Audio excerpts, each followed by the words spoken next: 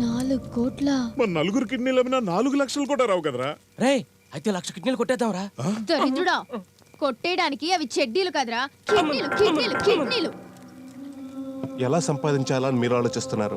ఎలాగైనా సంపాదించాలని నేను అనుకుంటున్నాను. ఎక్కడెక్కడి నుంచో అనాథలకు వచ్చిన మనంతా కలిసింది కూడా ఇక్కడేరా.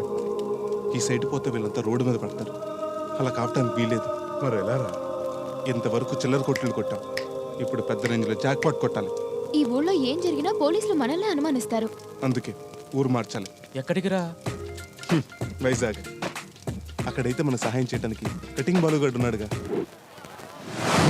ఏరా బాలుగాడు వస్తాడంటావా? వస్తాడా కాదు, వచ్చాడు. రే బాలు! అరే బాబ్జీ, దా. బాబ్జీ ఎలా ఉన్నావురా? ఇంకా పొడిగయ్యావేంట్రా? బాగున్నావురా? అరే జేపీ బాగున్నావమ్మా? హ్యాపీ. అరే వరప్రసాద్ నువ్వు కూడా బాగున్నావా? ఏంట్రా జయప్రకాష్ గారు ఇంగ్లీష్ లో స్టైల్ గా జేపీ అని పిలిచి నన్ను మాత్రం తెలుగులో వరప్రసాద్ అని పిలుస్తావు. నన్ను కూడా ఇంగ్లీష్ లో ముద్దుగా విపి అని పిలవచ్చుగా. వీడు అస్సలు మారలేదురా. అయినా వీడికి వీపీఏ కరెక్ట్ రా.